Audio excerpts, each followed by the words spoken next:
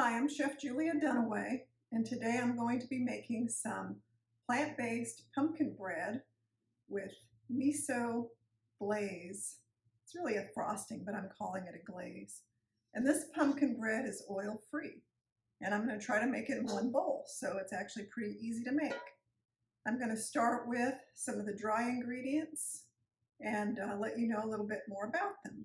So I make a lot of different things, like I'm known for my hippie banana bread, which has a lot of good ingredients in it, and people love it. So I got kind of tired of making it because that's what I make all the time. So I just got this craving for pumpkin bread. I know it's not that time of year.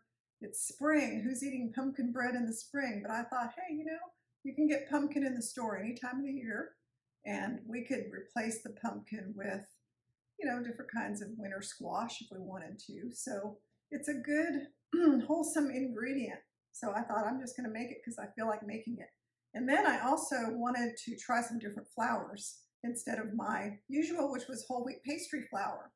And people were having trouble finding whole wheat pastry flour lately. It just wasn't available in the store. So I ordered some different flours to try, and one of them is spelt flour. And I get my flours from Homestead Grist Mill in Waco, and I really love their products, but I'm using this whole spelt flour, and I am affiliate with them. So if you do buy from Homestead Grist Mill, I do earn a small amount from purchases that you buy there. But I really love them. I've been there to visit. Their products are great. I have a whole bunch of them in my pantry, and I'm using their whole spelt flour. Spelt flour is an ancient grain. It has a little bit more in terms of nutrients than regular whole wheat flour, and it's supposed to be good for you. And it has a nutty taste. So I'm going to use a cup of spelt flour. Then I'm going to use 3/4 of a cup of white whole wheat flour.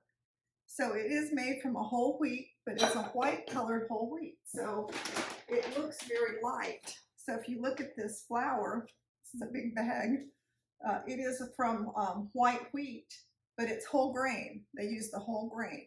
So it's just like using any kind of whole wheat flour. It hasn't been stripped of the nutrients. And then I'm going to use, instead of regular sugar, I'm using date sugar. So the date sugar that I'm using is from Date Lady.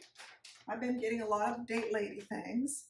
And I'm trying to get away from using sugar, and this is just organic dried dates. So I just came up with this idea recently that I wanted to see what it would be like if I quit using sugar in all my baked goods and quit putting maple syrup on everything, and because sugar has been associated with so many different ailments and different conditions, and I know that I could easily eat way too much sugar. So I thought, I'm going to cut back on sugar. I'm going to start using nothing but dates in my baking and see what happens. So I'm making this with just dates. But if you don't like dates, you can use turbinado sugar. I had some in here earlier. Turbinado sugar, cane sugar, any kind of dry sugar you like. But I'm using a 1/2 cup of turbinado sugar. And if you want it sweeter, you can add an additional 1/4 of a cup of any kind of sugar. So if you want it really sweet, you could put 3/4 of a cup of dry sweetener. I'm using date sugar, but only a 1/2 cup. I cut back on the sugar amount because I gave some of the pumpkin bread to a friend and she said it was too sweet. So I thought, oh, okay, well, if it's too sweet, maybe I can cut back and nobody will notice. And then I'm going to put in some baking powder. I have 2½ teaspoons. I've measured all this out ahead of time to make it easier. 1/4 of a teaspoon of baking soda, just regular old baking soda. And then 1/4 of a teaspoon of salt. I use kosher salt for everything.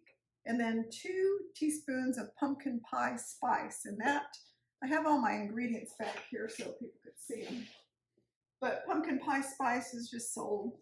It's pumpkin pie spice. It's just kind of easy. It has everything in it already. You don't have to mix up a bunch of stuff. And then the last dry ingredient is pumpkin seed protein powder. It's very cool. This is, I ordered it. I never used it before. It's whole organic pumpkin seeds without the shell, ground up, and it is very nutrient dense. It has 18 grams of protein for 1 ounce. and it has a low fat, 2 grams of fat per ounce. So I thought, hey, put some of that in my baked goods. You can't really taste it, and it adds that little extra boost in there, and I think it adds a little bit of flavor too, because it's pumpkin seeds, and nuts and seeds to me add flavor to stuff. So what I'm doing is I'm taking my whisk and I'm whisking it together. We don't use sifters nowadays. Those of you who are in my age group, probably nobody watching, but back in the old days, we used to sift stuff in like a thing where we squeezed the handle and sifted it.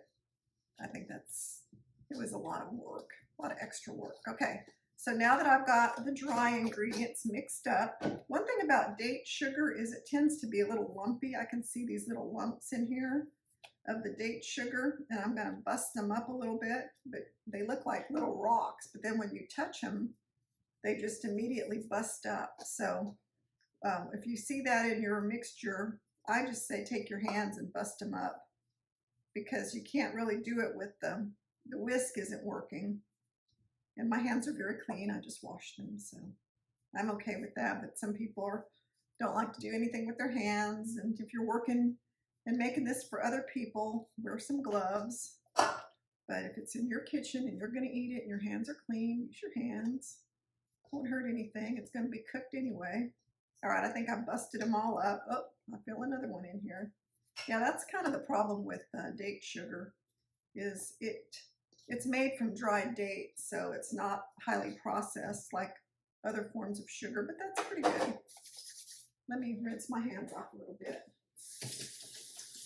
All right, so now we are going to add all the wet ingredients, and what I like about this is you could do it either way. You could, if you didn't like putting wet ingredients in with dry ingredients, you could put them in a separate bowl, but we don't really have to. We can put our cup of pumpkin puree in here. And this is just canned pumpkin. I know you guys have probably seen this a million times, that you can get this brand. It's in every grocery store, but I know some people like to use organic canned pumpkin. There's plenty of that around, so get that. Whatever you like, just get the brand you like, measure it out. It's a heaping cup, so it's not a slightly a cup. It's kind of like, be sure and fill it up so it's a full cup of your pumpkin puree. And then we're going to put 4 tablespoons of any kind of plant yogurt. I initially used Kite Hill almond yogurt, but they were out of it when I went back to the store, so I'm using this Forager cashew milk yogurt. And it worked really well the last time I used it, so it works fine. I like the taste of it just as well as I like the taste of the Kite Hill yogurt, but the important thing is it's plain. It doesn't have any added sugar, and I think it's a pretty good ingredient. In fact, I was reading the label, and it does have some fat, but so does almond milk yogurt. It doesn't have any added sugars at all, so it has less sugar than almond milk yogurt, which I thought was good. We're going to use a half a cup of soy milk, but you can use whatever plant milk you like. If you'd rather use almond milk, oat milk, any kind of plant milk, your own homemade plant milk, use whatever you like. It doesn't matter. 2 tablespoons of date syrup. Originally, I used maple syrup, and then I changed it to date syrup because, again, I'm trying to get away from sugar, and maple syrup is a form of sugar. So is agave. So are all the syrups, except for date syrup, apparently. Date syrup is made from dates, so it's a little bit lower glycemic index and recommended by the people that are saying stay away from sugar. And I'm thinking of, the people that are very specific about the healthiest way we can be plant-based, whole food plant-based. So that's kind of what I'm sticking with. All right, so I got all my wet ingredients in here. I have my pumpkin puree, my almond or my cashew yogurt, soy milk, date syrup. I've got all the dry ingredients, including my pumpkin seed powder, and I'm just mixing it all up. And I think this is a very wholesome bread. When I eat it, it doesn't taste healthy, but it just tastes really good. And you could put some almond butter on it, you know, and kind of eat it as a meal. I tried that with one piece. It was so good I had to stop doing that because I wanted to keep going back and eating more. The first time I made it, I did not put any nuts or fruit or anything in it, but you could put 1/4 of a cup of dried fruit or any nuts. So this time I'm changing it up a little bit for some variety. What I'm doing is I'm just trying to make sure it's moist. I'm not going to over mix it, but you have to make sure there's no sections of flour. So I'm going to add 1/4 of a cup of chopped up walnuts. These are just whole walnuts I've chopped up. And then I'm also going to add, and chop up your walnuts fine, I'm going to add 1/4 of a cup of dark chocolate that I've cut up. This dark chocolate is Valrhona, which is a really nice brand of dark chocolate.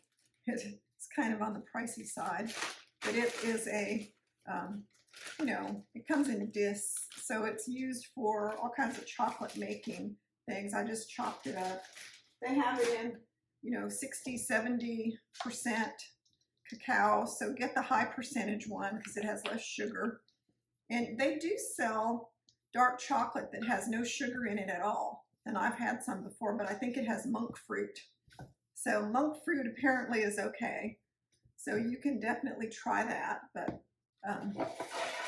I just will probably keep using this dark chocolate because I don't use it that often.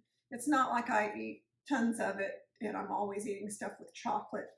So for that reason, I'm going to go ahead and use the Valrhona chocolate that I like. Okay, so I have my 9x5, roughly it's 8 and something by 4 and something, but I call it a 9x5 loaf pan. This is a USA pan. It's non-stick, but I always show people how to line it with parchment paper because sometimes people don't really know what I'm talking about. So it's a USA pan, non-stick pan. It's in my Amazon store. I'll put the link here in the show notes. But I just make a piece of parchment paper to fit that way. And then I do another one the other way, so it's completely lined. And then I always make sure I crease the parchment paper.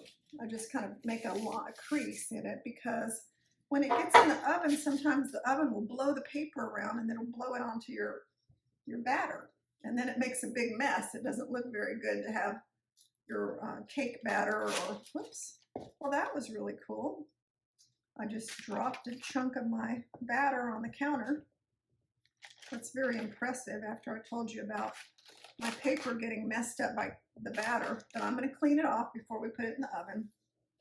Things happen when you're baking. Sometimes you get messy, and then you just recover because it's fine. All right, so I'm going to put that over here, and then I'm going to get something to clean up my mess. Goodness gracious. Of all times for that to happen, you know, but we can wipe it off and then it'll be fine. So now what we're going to do is I'm going to smooth it down for one thing because we can't put it in there like that. I'm going to just kind of smooth it down so it's even in the pan, in the loaf pan. I like the color of this. The date syrup makes it sort of a robust brownish color. If you're just using maple syrup instead of date syrup, it's going to be lighter in color, which is fine. It'll still taste good. All right, and then we're going to have to get it in the oven and come back once it's cooked. Oh, and also I like to put some pumpkin seeds on top of it. I think that's appetizing because that kind of tells you what it is right away when you see the raw pumpkin seeds on top. So I'm just going to take a few pumpkin seeds and scatter them over the top. It doesn't take too many. You don't want to cover it completely. And I'm going to bake this at 360 for about 50 minutes, 50 minutes. And when it comes out of the oven, we'll let it cool for a few minutes, and next time, our next step is going to be to put the glaze or the frosting on it. So this is part 1 of making the pumpkin bread, and we'll be back as soon as it's done with the next step. So see you back here in a few minutes. All right, so it's been 50 minutes. The pumpkin bread has come out of the oven. Let it cool slightly, well enough to put the glaze on. I'm gonna set it on this nice wooden board because I like the way that looks. And then I have my pumpkin glaze. It's the miso glaze that I talked about, and I'll give you the complete recipe for it, but it's cashews that have been processed in the blender along with a little bit of plant milk and a couple tablespoons of date syrup, which is why it's brown instead of white, because dates make everything kind of dark. Then I'm going to add my little secret ingredient, which is the miso glaze. And how I made this was I just took some miso paste, the white miso paste, and put a little bit of turbinado sugar. So I did not use my date sugar for this one because I'd already made it, and I had it left from making this on Saturday. So I'm going to put just 2 teaspoons of the date glaze, the miso glaze, into the frosting here. And so what I did was I just cooked the miso with the sugar and until it was sort of syrupy. So it really didn't do much to it. It just kind of turned it into from miso paste to miso paste cooked with sugar. And I added a little bit of water. I believe I added 2 to 3 tablespoons of water. I'll give you the complete recipe in the show notes. So I'm just going to spoon this cashew miso frosting glaze, whatever you want to call it. It's a little thick for a glaze, so we'll just call it frosting. But it can be thinned out so that it drips on the side if you want, but I kind of like it just to be on the top, and then it will just kind of hang over the sides just a little bit, and then it looks good and it's not completely covering the pumpkin bread. So I don't really mind that. If that bothers you and you want it to drip on the sides like a glaze instead of just cover the top, you can just thin it down a little bit with plant milk or water, whatever you like. Since it has cashews in it, you could use cashew milk. I would probably just use a little almond milk if it were me. Okay, but I like it like this. I like it where it, just stays on the top. Then we could take a few more of our pumpkin seeds. We already had them on the naked part, but we could also put them on the top of this. And there we have our pumpkin bread.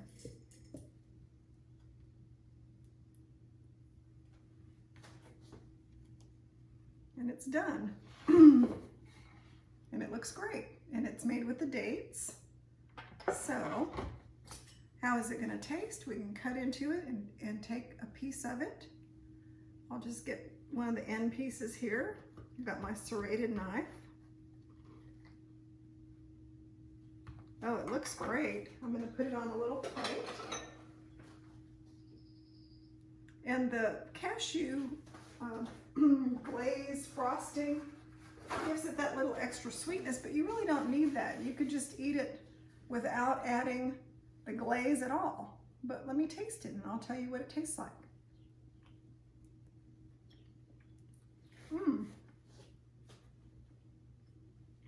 It's really good.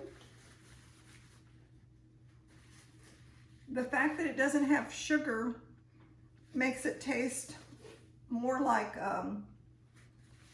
molasses, even though it doesn't have molasses. It's like when you eat gingerbread. It's not super sweet. It kind of has that depth from the using the date syrup, but it's very good. And I could see eating this with a nice cup of tea and really enjoying the fact that it's not overly sweet. It has very robust flavor to it. The chocolate gives it a really nice, I don't know, a little extra depth, I guess you want to call it. But that's it. There is our pumpkin bread with chocolate and walnuts and date frosting with a little bit of miso.